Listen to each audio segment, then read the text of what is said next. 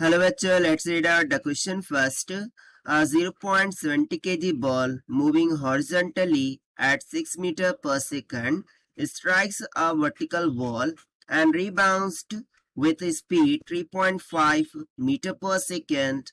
What is the magnitude of the change in its linear momentum? सो इसको हम diagram के through understand करेंगे।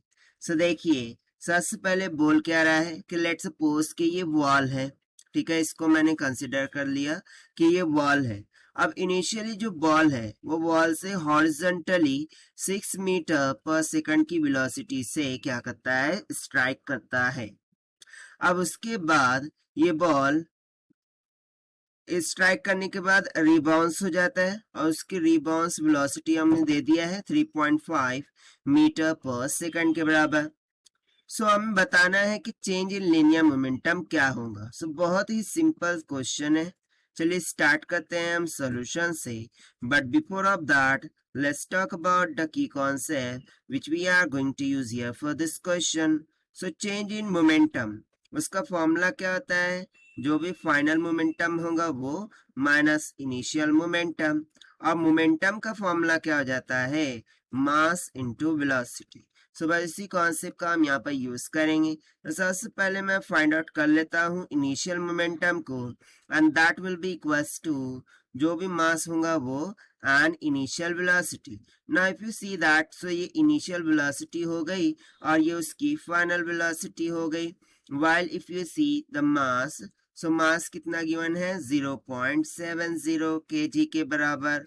सो चलिए हम सब्स्टिट्यूट कर देते हैं।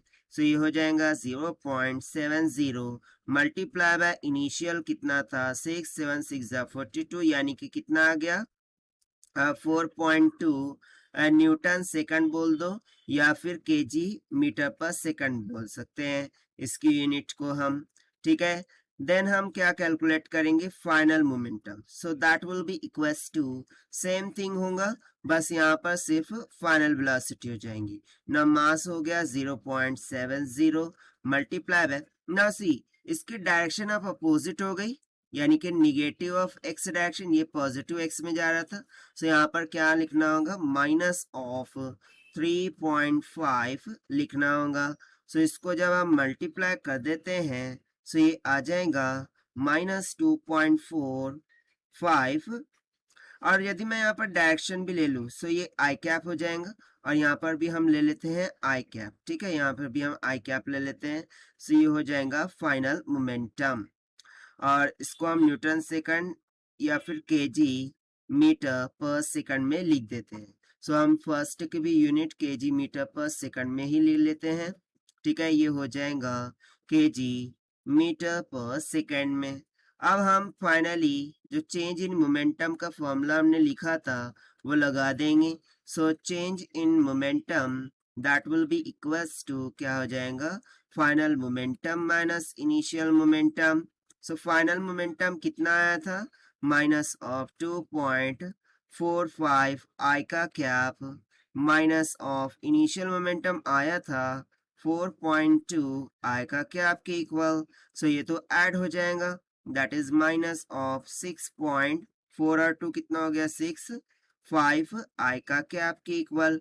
बट हमें क्या चाहिए, मैग्नीट्यूड। यहाँ पर देखिए हमें बोला था मैग्नीट्यूड चाहिए, सो इसका हम मैग्नीट्यूड ले लेते हैं। सो ये हो जाएगा डेल्टा पी का magnitude, that will be equals to minus sign हट जाएगा, आई कैप भी हट जाएगा, ये हो जाएगा 6.65 केजी मीटर पर सेकंड के बराबर।